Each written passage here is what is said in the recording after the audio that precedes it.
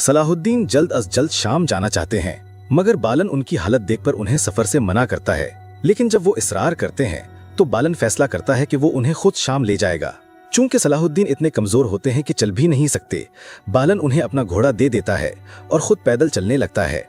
रास्ते में अचानक सलाहुद्दीन थकन से बेहोश हो जाते हैं। होश आता है तो वो देखते हैं कि बालन उनके जख्म पर मरहम लगा रहा है। वो फौरन उसका हाथ पकड़ लेते हैं और इर्द गिर्द का जायजा लेते हैं। वो अपने आप को शाम के रास्ते पर नहीं बल्कि किसी पहाड़ी पर पाते हैं। बालन बताता है कि नीचे सिपाहियों का एक दस्ता जा रहा था, इसलिए उसने किसी हादसे से बचने के लिए पहाड़ पर छुपने का फैसला किया। नीचे देखकर सलाहुद्दीन को यकीन हो जाता है कि बालन सच कह रहा था। मुख्तसर रुकावट के बाद वो अपना सफर जारी रखते हैं।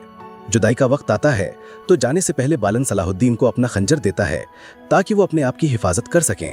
सलाहुद्दीन शुक्रिया अदा करते हैं और कहते हैं कि शायद वो दोबारा मिलें। दोनों अलग रास्तों पर चल पड़ते हैं, मगर रास्ते में एक ही वक्त में हमला होता है और वो दोबारा एक साथ पकड़ लिए जाते हैं। इस बार एक गुलाम फरोश उन्हें काहिरा में होने वाले मेले में लड़ाने के लिए कैद कर लेता है। ये मेला दरगाम की तरफ से मुनाकिद हो रहा है। फिर बालन की तलवार छीन ली जाती है। वो मुजाहमत करने की कोशिश करता है, लेकिन गुलाम फरोश के आदमियों के खिलाफ ज्यादा कुछ नहीं कर पाता। सलाहुद्दीन जानते हैं कि वो बच नहीं सकते, इसलिए वो पुरसुकून रहते हैं। इस दौरान उन्हें एक चौंका देने वाली खबर मिलती है कि अमारलिख ने अपनी बहन विक्टोरिया को कत्ल कर दिया है और अल कुद्स का तख्त हासिल कर लिया है और अब दरगाम के साथ मिलकर मिस्र में अपनी ताकत बढ़ाने की कोशिश कर रहा है। जल्द ही काफिला मिस्र की तरफ रवाना होता है, मगर रास्ते में उन्हें काराटीगन के आदमी रोक लेते हैं।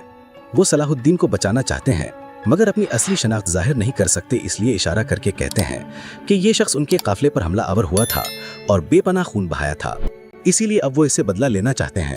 अलीसा पीछे हटने से इनकार करता है तो सख्त जंग छिड़ जाती है, मगर काराटीगन के सिपाही नाकाम हो जाते हैं और सबके सब मारे जाते हैं। कारातीगन का आखिरी सिपाही लड़ने के लिए आगे बढ़ता है, लेकिन सलाहुद्दीन उसे जाने का इशारा करते हैं। जैसे ही वो अपने घोड़े पर सवार होकर दौड़ लगाता है, अलीसा के सिपाही उस पर तीर चला देते हैं। तीर उसकी कमर में लगता है, मगर वो फिर भी भागने में कामयाब हो जाता है। जब कारातीगन को इस वाक़े की इत्तला मिलती है तो वो फौरन महल पहुंचकर अमीर अस्फहानी और उमर मुल्ला को खबर देता है। दोनों राहत का सांस लेते हैं और उसे हुक्म देते हैं कि वो फौरन अमीर शेरेको को इत्तला दे। दूसरी तरफ अमीर शेरेको वजीर शहवार की मदद करने और दरगाम को मिस्र से निकालने के लिए कुछ इजाफी फौजियों के साथ मिस्र की तरफ रवाना हो चुके होते हैं। इधर सलाहुद्दीन काहिरा पहुंच चुके हैं, जहां उन्हें मौत के खेल में दरगाम के सिपाहियों से मुकाबला करना है। दूसरी तरफ अमारलिक को लगता है कि सुल्तान नूरुद्दीन उसकी ताजपोशी में शिरकत के लिए आए हैं, लेकिन हकीकत इसके बिल्कुल बरखिलाफ निकलती है। सुल्तान साफ अल्फाज में बता देते हैं कि उनकी फौज शहर की फसीलों पर मौजूद है और वो यहाँ अमारलिक से सलाहुद्दीन के इगवा का हिसाब लेने आए हैं। अमारलिक वजाहत करता है कि उसका सलाहुद्दीन के इगवा से कोई ताल्लुक नहीं, बल्कि वो खुद भी उसे तलाश करने में सुल्तान की मदद करेगा। एक फ्लैशबैक में दिखाया जाता है कि सलाहुद्दीन पर हमले और उसे कुएं में फेंकने की साजिश अमारलिक के खास आदमी विलियम ने की थी।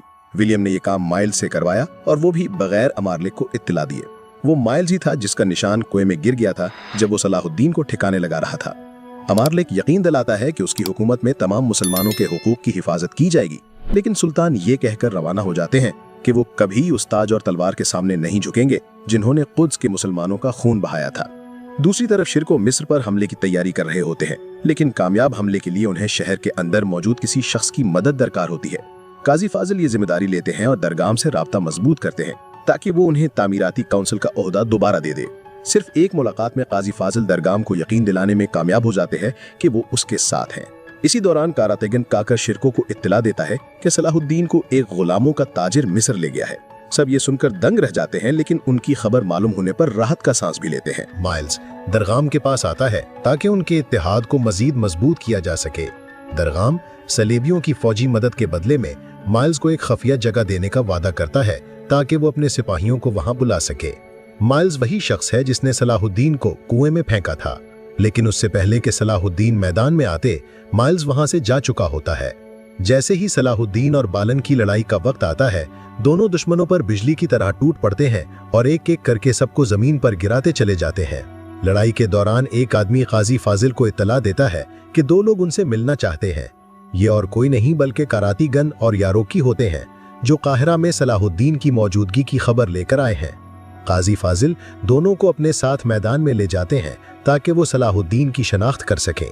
दूसरी तरफ सलाहुद्दीन और बालन बड़ी तेजी से दरगाम के सिपाहियों को गिराते चले जाते हैं। जब कारातीगन सलाहुद्दीन की तरफ इशारा करता है तो काजी फाजिल उनकी महारत की तारीफ करते हैं। आखिरकार सलाहुद्दीन और बालन तमाम सिपाहियों को शिकस्त दे देते हैं।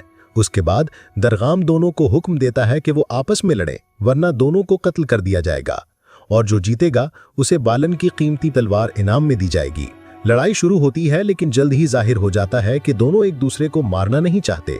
बालन चाहता है कि सलाहुद्दीन शिकस्त तस्लीम कर ले ताकि वो अपनी तलवार लेकर हमेशा के लिए यहाँ से चला जाए, लेकिन सलाहुद्दीन हार मानने को तैयार नहीं। क्या वो इस मुश्किल से निकल पाएंगे? जानने के लिए हमारे साथ रहें।